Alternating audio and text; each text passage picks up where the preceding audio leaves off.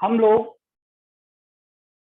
इस सेशन में गए सेशन को ही आगे एक्सटेंड करेंगे। गए सेशन में हमने राहु देव और केतु देव के बारे में विस्तृत विश्लेषण किया था कि वो दरअसल में एग्जिट कहाँ करते हैं, किस प्रकार उनकी उत्पत्ति होती है, क्या कैरेक्टरिस्टिक्स उनके ड्राइव होते हैं, कहाँ वो उच्च के होते हैं, कहाँ वो नीच के होते हैं, कौन कौन उनके मित्र हैं, कौन कौन उनसे सम है, कौन कौन उनके शत्रु हैं, किन किन चीजों को वो इंगित करते हैं, वो स्त्री हैं या पुरुष हैं, ये सब धातु वगैरह उनके और बहुत सारे कई कारकत्व अपन ने विवेचन भी किए थे, है ना। वो कारकत्व कैसे डिराइव्ड हुए वो भी अपन ने निकाला कि भाई किस तरह से ये उनको कारकत्व मिले। तो राहु देव का और केतु देव का कुंडली में विश्लेषण करने में अगर कहीं यह व्यक्ति चूक करता है तो संपूर्ण कुंडली का विश्लेषण, है ना, गलत हो सकता है। इसलिए व्यक्ति को अन्य सभी चीजों को ध्यान में रखते हुए उनके अलावा सर्वोपरि और सर्व प्राथमिकता के साथ राहु देव का केतु देव का विश्लेषण करना चाहिए, और जो थोड़ा सा अन्य ग्रहों से थोड़ा अलग है। कारण है कि ये एक छाया है, एक तम है, एक अंधकार है। इनका फिजिकल एग्जिस्टेंस नहीं है, बता दूं फिजिकल एग्जिस्टेंस नहीं है, इनको कोई पिंड नहीं मिला हुआ, ये पिंड नहीं मिला हुआ, इनको कोई राशि का स्वामित्व तो नहीं दिया गया, है ना। तो ये बहुत सारी इनके साथ विलक्षणता थी, और ये निरंतर बदलते हैं, सूर्य और चंद्र की गति के अनुसार निरंतर अपने प्रभाव को बदलते हैं, दैनिक गति के अनुसार भी बदलते हैं और वार्षिक गति के अनुसार भी बदलते हैं। तो इनका विश्लेषण अत्यंत महत्वपूर्ण है, अत्यंत आवश्यक है, अत्यंत प्रभावी है, पूरी कुंडली को प्रभावित करते हैं। 2 भावों में रहते हैं, 3 दृष्टियां डालते हैं, कई लोग दृष्टि नहीं मानते, मैं मानता हूं 3 दृष्टियां डालते हैं, भाव विशेष में बैठते हैं। तो आप सोचे कि मैक्सिमम पार्ट ऑफ द कुंडली को ये इंपैक्ट करते हैं, है ना। तो इसलिए राहु देव का और केतु देव का विश्लेषण आदमी, हर ज्योतिषी को बहुत ही बारीकी से करना चाहिए। तो इनके कारकत्व मैंने आपको बताया कि राहु देव के कारकत्व क्या है, केतु देव के कारकत्व क्या है, वो धीरे धीरे आप इसके और पढ़ते जाओगे और उनको बढ़ाते जाएंगे। राहु जो है वो हमेशा तृप्ति चाहते हैं, राहु हमेशा तृप्ति चाहते हैं, क्योंकि वो सिर्फ एक सिर है, वो सिर्फ सिर है। तो जहां वो जो कुछ ग्रहण कर रहे हैं, जो कुछ भी वो ग्रहण कर रहे हैं, वो उसकी मैसेज नहीं आता उनके कि मेरा अब पेट भर गया है, मैं संतुष्ट हो गया हूं, मैं तृप्त हो गया हूं, है ना, वो मैसेज नहीं आता। तो वो सिर्फ लेना ही लेना जानते हैं, वो सिर्फ तृप्त होना चाहते हैं। जैसे राहु शुक्र का अगर योग हो गया तो व्यक्ति, है ना, खुशियां पाने के लिए, फिजिकल रिलेशंस पाने के लिए, है ना, उन चीजों से हमेशा अतृप्त रहता है, उनको ज्यादा ज्यादा पाने की कोशिश करता है। गुरु के साथ है तो राहु गुरु है और गुरु बलवान है तो व्यक्ति ज्ञानवान होने की कोशिश करता है, ज्यादा ज्यादा ज्ञान को ग्रहण करने की कोशिश करता है ना। मंगल के साथ है तो भूमि भवन के लिए वो प्रयास करेगा, है ना। चंद्रमा के साथ है तो वैसा। अब किस ग्रह के साथ क्या प्रभाव होगा वो मैं अलग से बताऊंगा, लेकिन राहु तृप्ति है, अतृप्त है, वो तृप्ति चाहते हैं। केतु मुक्ति चाहते हैं। केतु एक ऐसी स्थिति में है, एक हेडलेस व्यक्ति है, वो चाहता है कि मैं भगवान में लीन हो जाऊं, तो वो मुक्ति चाहते हैं। तो मुक्ति मार्ग देता है केतु। तो जितने भी डिटैचमेंट है कि इस जन्म को इतना उत्कृष्ट किया जाए कि इस जन्म के बाद हम मोक्ष को प्राप्त हो जाए, उसका मार्ग देते हैं केतु। तो केतु क्या है, मुक्ति देते हैं, और राहु जो है वो तृप्ति देते, वो अतृप्ति देते हैं, प्यास देते हैं। प्यास, आदमी को हमेशा ये लगेगा कि यार मेरे पास ये चीज कम है ना। जिससे भी संबंध राहु का होगा उसमें उसको कभी तृप्ति होगी ही नहीं। तो मूल बात क्या निकल के आई, कुछ चीजें हैं वो कितनी भी हो उतनी कम, जैसे ज्ञान कितना भी कम हो, आध्यात्म, भगवान की भक्ति, गूढ़ विद्याएं, रहस्यमय विद्याएं, है ना, तंत्र का ज्ञान, मंत्र का ज्ञान, अलौकिक शक्तियों का ज्ञान, है ना, ये जितना भी हो, देव पूजा, देव आराधना, अमृतत्व की वृद्धि, है ना, self enhancement, essence of life को निकालना, तो वो सब जितना ज्यादा हम करें उतना हमको लाभ होगा। तो राहु की महादशा में भोग प्रवृत्ति के स्थान पर अगर भोग में व्यक्ति गया तो कितना भी भोग कर ले, कितने भी उसके बाद भूमि भवन हो जाए, कितनी भी स्त्री सुख की प्राप्ति हो जाए, कितना भी उसको अन्य भौतिक सुख प्राप्त हो जाए, उसको तृप्ति होगी ही नहीं। और अल्टीमेटली वो सब उसको, क्योंकि उसकी कॉस्ट होगी उसके शरीर, और उस शरीर की कॉस्ट में वो सब पाएगा, तो अंत में वो पीड़ा को प्राप्त होगा, है ना। लेकिन अगर राहुदेव की महादशा है, राहुदेव प्रभावी है, तो या राहुदेव जो है ना कुंडली में प्रभाव स्थान पर बैठे हुए कुंडली को प्रभावित कर रहे हैं, तो व्यक्ति अगर आध्यात्म को प्राप्त करने की कोशिश करता है, आदमी अलौकिक विद्याओं को प्राप्त करने की कोशिश करता है, गूढ़ विद्याओं को प्राप्त करने की कोशिश करता है, ज्योतिषी बनने की कोशिश करता है ना, ज्ञान को प्राप्त करने की कोशिश करता है, अपने आप को विस्तृत करने की, फैलाव करने, राहु जो है ना फैलाव के कारण, तो फैलाव करने की कोशिश करता है, ब्रह्मांड की शक्तियों को अपने अंदर लाने की कोशिश करता है, तो वो राहुदेव उसको, वो तृप्त तो होंगे नहीं उससे, उसको और प्यास को बढ़ाते रहेंगे, और आप और प्रयास करोगे, और प्रयास करोगे तो उसका सबका आपको शुभ फल ही मिलना है। इनकी अधिकता कभी नुकसान नहीं करती, लाभ ही उत्पन्न करेगी। तो राहुदेव अतृप्ति देते हैं, और उस अतृप्ति में आप भौतिक सुखों के स्थान पर इन सुखों की ओर जाओ, तो इससे जो धन उत्पन्न होगा, जो भौतिक सुख उत्पन्न होंगे, वो स्थायी होंगे। केतु जो है वो मुक्ति मार्ग बताते हैं, पीड़ा देके, आदमी को कष्ट देके, उत्पीड़न देके, उच्चाटन देके, तड़पन देके, है ना, आदमी के शरीर में बेचैनी पैदा करके, उसको हर तरह का कष्ट देके, वो चाहते हैं कि ये आदमी है ना जो मुक्ति मार्ग को प्राप्त हो। अब मुक्ति मार्ग आध्यात्म से आता है, भगवान की सेवा से आता है, देव आराधना से आता है, प्रभु की कृपा उत्पन्न करने से आता है ना, सत्य से आता है, सात्विकता से आता है ना, ज्ञान से आता है ना। तो प्रमुख आत्म उत्कर्ष का प्रयास करें। अब आत्म उत्कर्ष के लिए वो ज्ञान प्राप्त करे, भगवान से सरोकार करने की कोशिश करें, है ना। तो आत्म उत्कर्ष हो उसका, जब आत्म उत्कर्ष होगा, कब होगा? जब वो आध्यात्मिकता में जाए, जब वो ज्ञान को प्राप्त करेगा, वेद वेदांत शास्त्री होगा, है ना, दिव्य दिव्य ज्ञान को प्राप्त करने की कोशिश करेगा, तो वो व्यक्ति को ये जन्म के बाद मुक्ति मिल जाएगी, और उससे केतुदेव भी संतुष्ट होंगे, तो केतुदेव के सारे पाप खत्म हो जाएंगे। तो मैं आपको एक चीज बताना चाहता हूँ कि जो भी व्यक्ति, जिनके राहु की महादशा चल रही है, या राहु बहुत ज्यादा बलवान है जिनके, वो अगर ज्योतिष क्षेत्र में है, तो उनके हजारों पाप वैसे खत्म हो गए, वो श्रेष्ठ ज्योतिषी होंगे ही होंगे, वो श्रेष्ठ ज्योतिषी बनेंगे ही बनेंगे। जहां इसीलिए एस्ट्रोलॉजी में, ज्योतिष में, राहु देव को एस्ट्रोलॉजी कहा गया है, और astrology student is also Rahu, और एस्ट्रोलॉजर राहु देव को कहा गया, एस्ट्रोलॉजर स्टूडेंट भी राहु देव को कहा गया, और एस्ट्रोलॉजी जो है केतु है, एस्ट्रोलॉजी केतु है। तो आप ऑटोमेटिक ही, स्वतः ही उस मार्ग पे आ गए जहां राहु देव भी खुश होंगे, केतु देव भी खुश होंगे। तो ऐसे व्यक्ति अपना पूरा विवेक, पूरा ध्यान अगर इस अलौकिक विद्या, सिद्ध विद्या, गूढ़ विद्या में लगाएंगे, तो अवश्य सिद्ध होंगे। तो मेरा कहने का आशय था कि राहु जो है वो अतृप्ति देते हैं, केतु मुक्ति चाहते हैं, तो हमको वो दोनों मार्ग, तो जब भी हम कुंडली देखें किसी व्यक्ति की, और विवेचन करते वक्त हम देखें कि राहु और केतु देव का प्रभाव ज्यादा आ रहा है, तो आप उस व्यक्ति की मनोदशा को इस तरह समझें कि जहां उसका संबंध है, वो वहां उन मामलों में अतृप्त है, यानी उससे उसको संतुष्टि नहीं हो रही, वहां से वो बेचैनी है। केतु है तो ये मान के चलें कि इसको जो पीड़ा हो रही है, केतु देव इसलिए दे रखे हैं कि ये मार्ग को, गलत मार्ग को अपनाया हुआ है, इस मार्ग को छोड़ के इसको इन मार्गों पे जाना है। तो ये मैंने आपको केतु देव और राहु देव के बारे में उसमें बताया था। अब प्रेडिक्शन में मैं अब अलग आगे विवेचन करूंगा आपको। देखिए, आप देखेंगे कि जो राहु हैं, उनको कहीं आप पढ़ेंगे ट्रू राहु, और कहीं पढ़ेंगे आप मीन राहु, और इसमें आप हमेशा डिबेट होंगे कि मैं मीन राहु को काम में लूं या ट्रू राहु को काम में लूं। ये अंतर मैं आपको बताना चाहता हूं।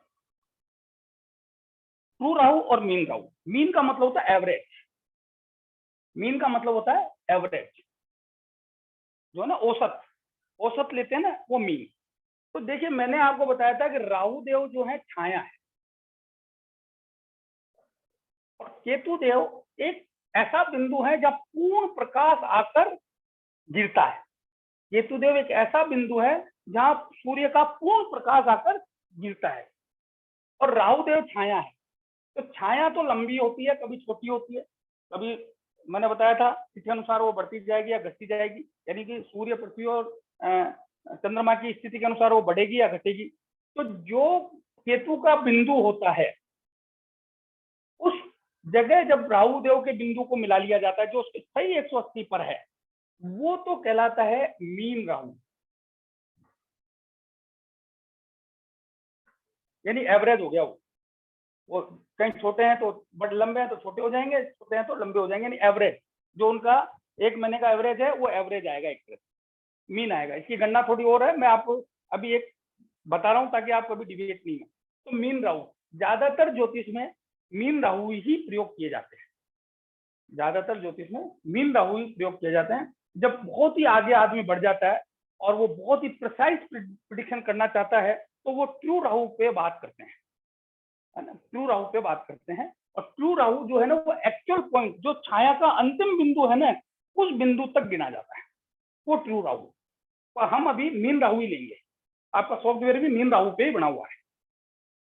और आज की तारीख में मेरे को नहीं लगता कि कोई आदमी सॉफ्टवेयर के अलावा दिमाग लगाएगा, लेकिन जब आप बहुत ज्यादा सीख जाएंगे, बहुत ज्यादा आप विलक्षण प्रिडिक्शन करना चाहेंगे, तो आपको ट्रू राहु का भी ध्यान करना पड़ेगा कि राहु देव का एग्जैक्ट प्रभाव क्या आ रहा है। तो ये ट्रू और मीन इन दोनों को समझ लेना।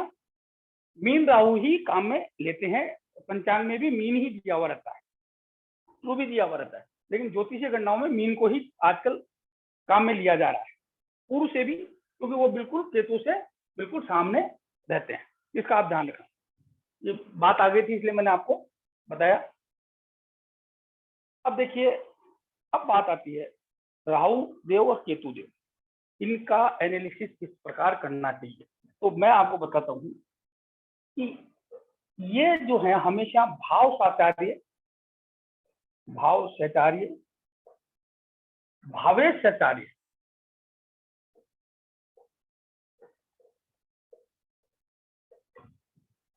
से परिणाम देते हैं।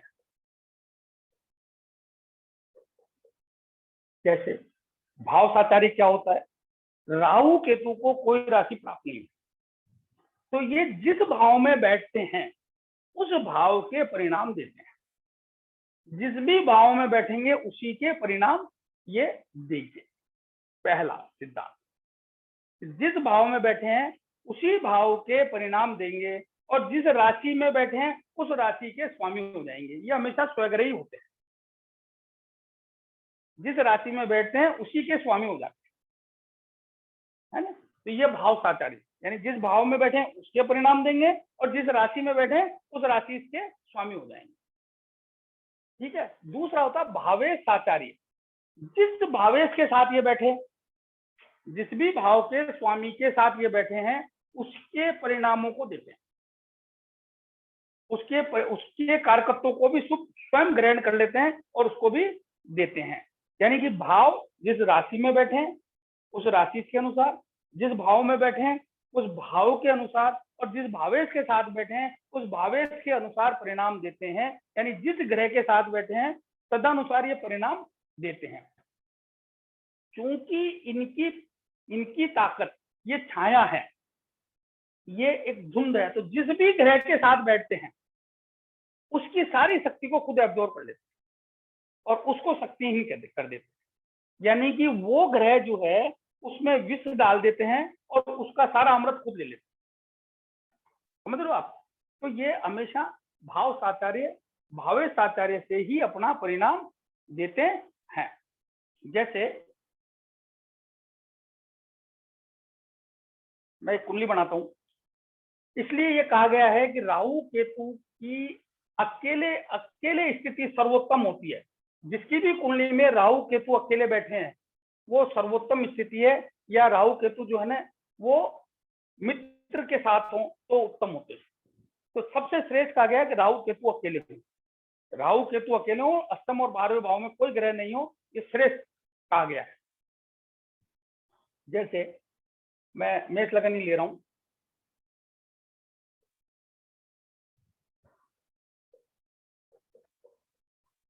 अब मेष लग्न में मान लीजिए राहु देव चतुर्थ भाव में बैठे,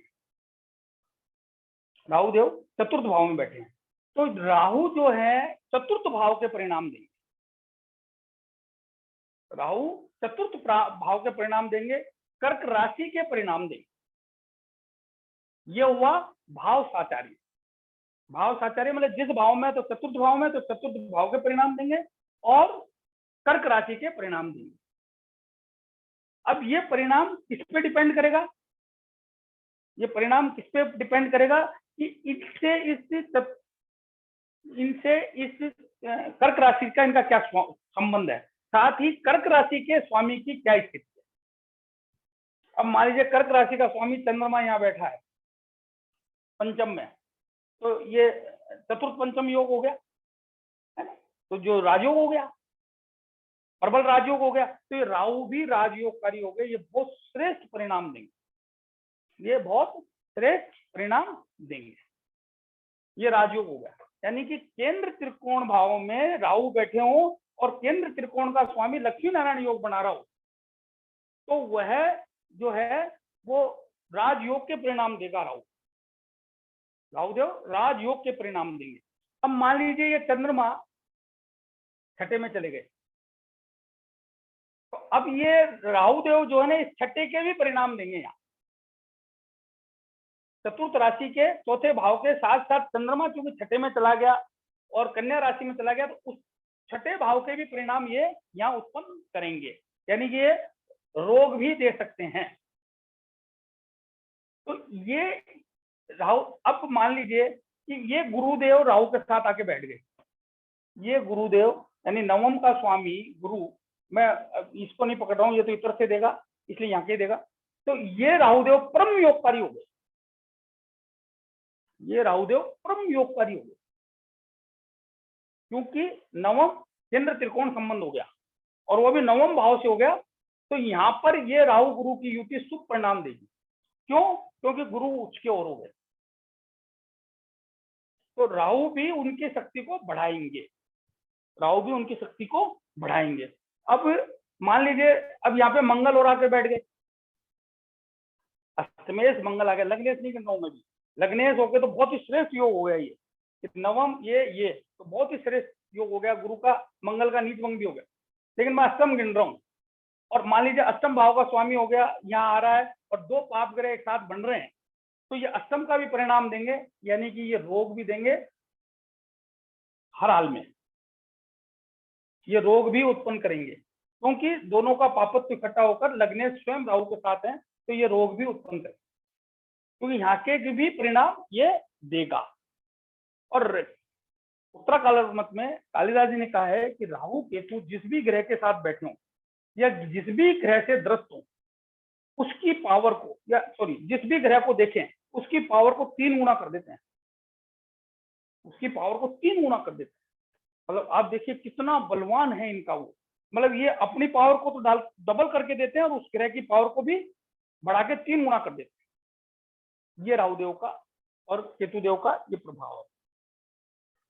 अब मान लीजिए सप्तमेश के साथ राहुदेव मान लीजिए 11th हाउस में बैठे हैं और सप्तमेश शुक्र के साथ बैठे हैं, तो इस सप्तम भाव के परिणामों को बहुत बढ़ा देंगे, बहुत ज्यादा बढ़ा देंगे, है ना। तो यानी पत्नी के आते ही व्यक्ति को लाभ की प्राप्ति होगी, व्यक्ति को लाभ की प्राप्ति होगी, लाभ भाव में बैठे हुए, और शुक्र सप्तम भाव यानी व्यापार व्यवसाय कर रहा होगा तो उस व्यक्ति के व्यापार व्यवसाय में भी लाभ कराएंगे।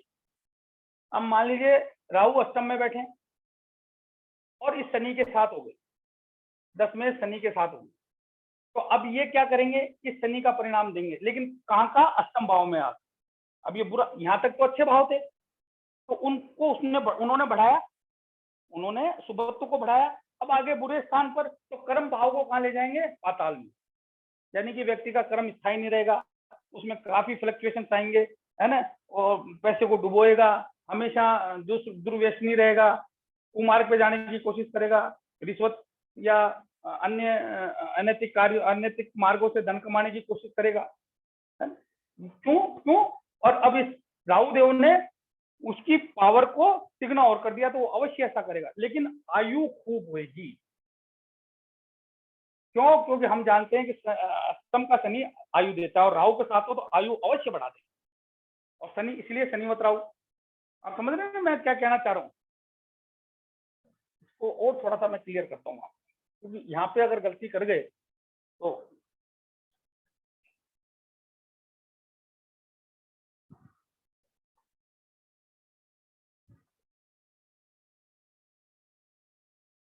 पहली चीज जो मैं कहना चाहता हूँ कि राहु देव के साथ युति करने वाला ग्रह जिस भाव का स्वामी है, संबंध करने वाला ग्रह, पहले तो राहु देव की स्वयं की उपस्थिति किन भावों में है वह महत्वपूर्ण है।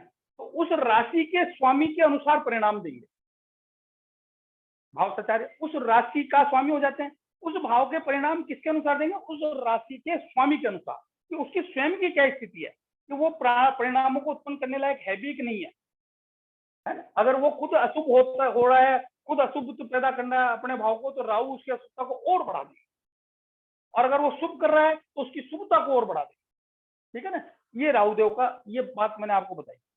दूसरा मैंने बताया आपको कि राहु देव जिस भी ग्रह से युक्त होंगे या जिस भी ग्रह से दृष्ट होंगे, है ना, या जिस भी ग्रह को देखेंगे तो उसकी पावर को भी वो बढ़ा देते हैं, उसके अकॉर्डिंग अपना परिणाम देते हैं। जो मैंने अभी आपको बताया कि किस भाव का स्वामी राहु देव के साथ बैठा है तो वो अपने भाव के परिणामों को शुभ देगा या अशुभ देगा,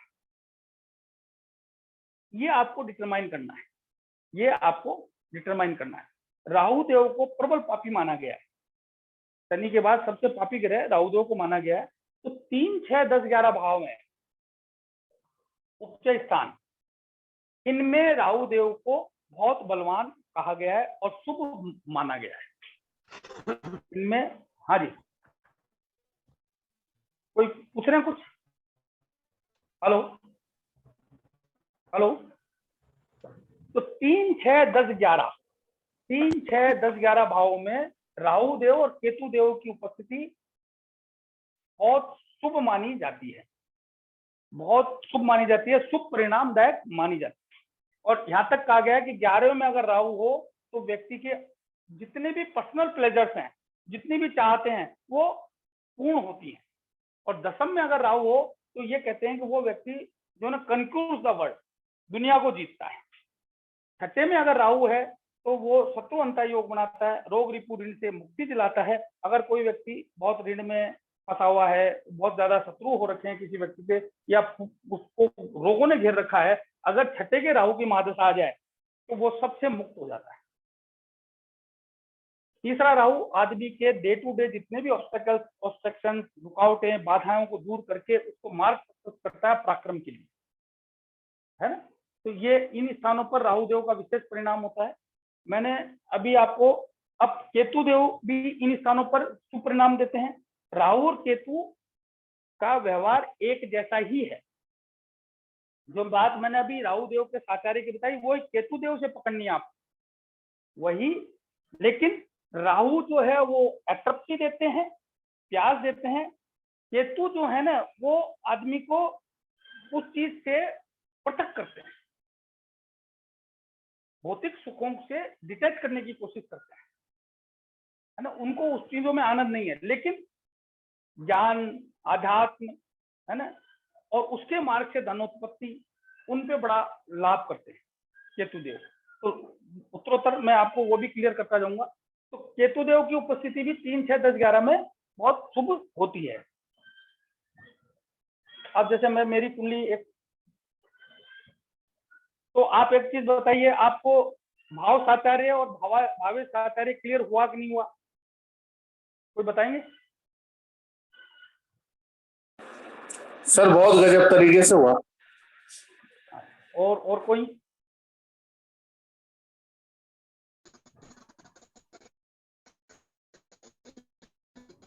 हेलो। अब आप में से कोई एक व्यक्ति ऐसी कुंडली जिससे मैं बहुत सारी चीजें क्लियर करूं, एक कुंडली बताओ जिसमें राहु देव की उपस्थिति है ना कुछ ग्रहों के साथ हो। कोई भी कुंडली बोलो एक, कोई भी एक कुंडली बोलिए। सर मैं कोई भी बोलती हूँ। हाँ बोलिए, लगन बोलो। सर कन्या लग्न। लगन, हाँ सर कन्या लग्न। हाँ। सर लग्न में राहु सूर्य बुध।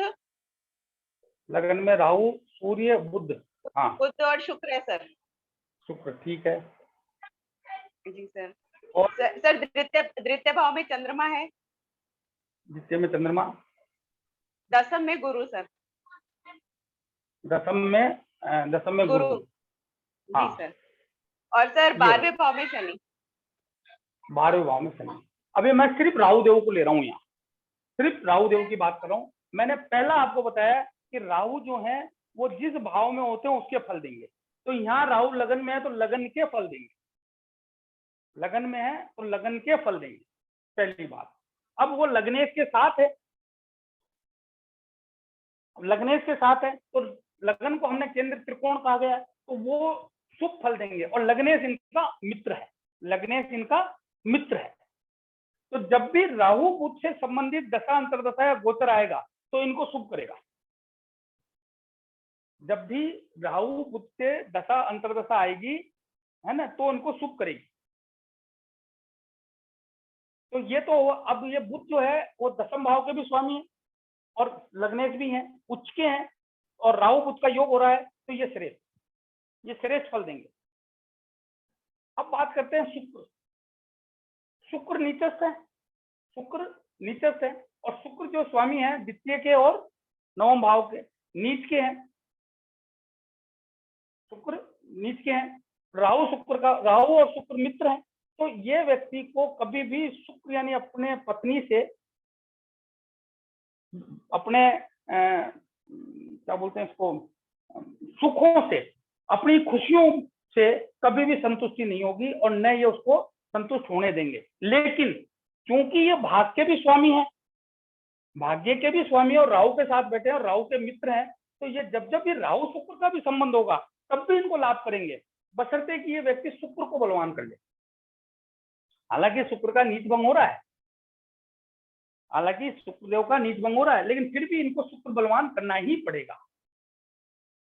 तो इनको इसका लाभ प्राप्त होगा, तो धन की भी प्राप्ति होगी और नवम भाव का लाभ भी प्राप्त हो जाएगा, क्योंकि राहु इनके मित्र हैं। अब बात आती है सूर्य की। सूर्य 12वें भाव के स्वामी है, साथ ही स्वयं पृथकताकारी ग्रह हैं। 12वां भाव हम सब जानते हैं वह भाव है, सब चीजों की हानि करा देता है। और शनि, सूर्यदेव को हम जानते हैं क्रूर ग्रह हैं, क्रूर ग्रह हैं।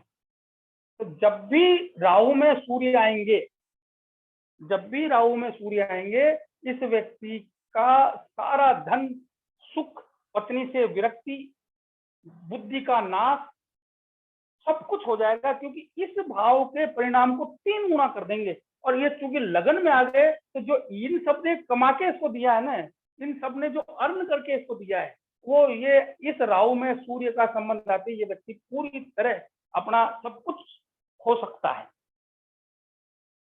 तो ऐसे व्यक्ति को हमेशा अपनी एक कॉपी बना के रखनी चाहिए, उसमें जब भी राहु और सूर्य के संबंध की कोई दशांतर्दशा आए तो उसको कोई प्रकार की रिस्क नहीं लेनी चाहिए, और ये निश्चित मान के चलना चाहिए कभी न कभी ऐसा आएगा ही, और आएगा तो इसका सारा कमाया हुआ धन, सारी इज्जत, वो सब है ना धूमिल होनी है।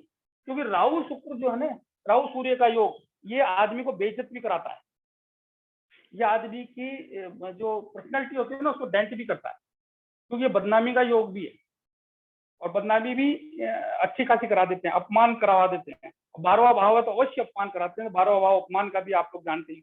तो ये सारी कुंडली को वीक कर दिया किसने, इतनी बढ़िया कुंडली है। ये व्यक्ति खूब जब जब राहु में बुध रहेंगे खूब धन कमाएगा, है ना, मान सम्मान इज्जत यश प्रतिष्ठा कमाएगा। जब जब राहु में शुक्र होंगे तो भी इसके वैभव की चीजें आएंगी। लेकिन अब आप सोचिए, ये शुक्रदेव जो है नीचस्थ है, राहु सूर्य 3 के प्रभाव के अंदर है, बुध इसको रोक रहे हैं, तो न तो ये इस शुक्र को अलग होने देंगे, लेकिन न इसका सुख भी नहीं पाने देंगे। और हम जानते हैं सूर्य शुक्र की युति वैसे खराब, अब उस खराब युति को 3 गुना कर देंगे कौन, राहुदेव। तो यहाँ पे भी इसको जो है ना थोड़ा सप्तम भाव से संबंधित चीजों का भी थोड़ा सा विचार करना चाहिए, थोड़ा सा उस पर भी, इसलिए शुक्र को बलवान करना अत्यधिक आवश्यक है। तो आप समझ रहे हो मैं क्या कहना चाह रहा हूँ। तो अब ये जो शुक्र है, जब जब दशा अंतर दशा में आएंगे तो कहाँ के परिणाम देंगे, यहाँ के और यहाँ के, और इनके परिणामों को राहुदेव बढ़ा देंगे। लेकिन शुक्र चूंकि नीचस्थ है, इसलिए इस व्यक्ति को शुक्र से संबंधित उपाय अवश्य करने चाहिए। साथ ही शुक्र से संबंधित जो प्रिकॉशंस है वो लेने चाहिए। शुक्र में आदमी को भाव इसमें नहीं बहना चाहिए। शुक्र में आदमी को भौतिकता पे अपने पे लगाम लगानी चाहिए। कैजुअल अप्रोचेज नहीं रखनी चाहिए, क्योंकि ये कैजुअल बना देता है, आदमी को लेथार्जिक बना देते हैं। आदमी को लगता है कि सब कुछ मेरे हिसाब से चल रहा है, तो वैसा ही वो केयरलेस हो जाता है, चीजों को ध्यान से रख नहीं पाता, क्योंकि वो नीचस्थ है ना। जो उनमें गुण और ज्ञान होना चाहिए, तो यहाँ क्या लड़कपन आ गया उनके अंदर, बचपना आ गया है ना। बुध की राशि में शुक्र इसलिए खराब कहे जाते हैं कि उनमें है ना वो सिंसियरिटी नहीं रहती, वो डेप्थ नहीं रहती। और वो राहु के साथ हो गई, 3 गुणी हो गई, तो आदमी है ना कैजुअल अप्रोच करने लग जाता है, बहुत सिंसियर नहीं रह पाता, और उसको खामियाजा उठाना पड़ सकता है। इसलिए शुक्र उसको बलवान करना चाहिए। तो ये अब केतुदेव की बात करें, केतुदेव की बात करें। अब केतुदेव यहाँ पे सप्तम में विराजे हुए हैं, सत्ताकारी ग्रह हैं, मीन राशि के हैं, इसलिए उत्तम है। तो वो करेंगे लेकिन इतना बुरा नहीं करेंगे, क्योंकि मीन राशि में है। साथ ही जो ये भी शुक्र से दृष्ट है वो उत्तम है, राहु और सूर्य से दृष्ट है और बुध से दृष्ट है। अब यहाँ पे ये भी सूर्य से दृष्ट है, तो वो सेम ही परिणाम उत्पन्न ये भी करेंगे, यानी व्यापार व्यवसाय को भी, तो राहु केतु को एक ही माने आप, सेम कैलकुलेशन यहाँ करें आप, क्योंकि यहाँ दृष्टि आ रही है। अब यहाँ पे जो केतु है ना, ये केंद्राधिपति दोष से और पीड़ित हो गए, केंद्राधिपति दोष से और पीड़ित हो गए। तो ये व्यक्ति को सिंसियरली कार्य करना चाहिए, सिंसियरली कार्य करना चाहिए। अगर ये व्यक्ति सिंसियरली काम करेंगे तो ये केतु देवी इनका खोया हुआ सारा धन दिला देंगे, कार्य को वापस स्थापित कर देंगे। हालांकि गुरु केंद्राधिपति दोष से पीड़ित है, और शुभ ग्रह केंद्र का स्वामी होकर केंद्राधिपति दोष से पीड़ित हो जाता है, तो वह उस मार्ग का या जो आपने अंध किया ना वो पैसा नहीं लूटता। तो उसने बाकायदा ईमानदारी से पैसा जो अर्न किया है, या ईमानदारी से जो भी काम किया ना, वो तो उसको मिलेगा, उसकी अतिरिक्त मिलने की आशा नहीं रहती। पर वो जो उसने किया है उसका पैसा है, मान सम्मान है, व्यापार है, जो भी है वो उसको मिलेगा, लेकिन उससे ज्यादा नहीं मिलेगा। केंद्राधिपति दोष मैं आपको जब बताऊंगा इसको और डिटेल बताऊंगा, ठीक है। अब बात करते हैं सूर्यदेव की, मैंने आपको बता ही दिया। बुध जो है यहाँ के स्वामी है, तो राहु में बुध की दशा तो बहुत शानदार जाएगी, या बुध में राहु या बुध राहु जब भी संबंध करेंगे, तो इस तरह से हमको अब ये, क्योंकि शुक्र धन के भी कारक है, धन भी उत्पन्न करेंगे, तो ये व्यक्ति धन भी खूब कमाएगा, है ना।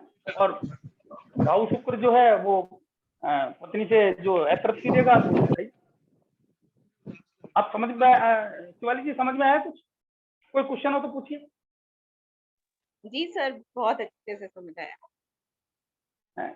ठीक है, और कोई? तो इनको सबसे पीड़ाकारी जो चीज है वो ये है।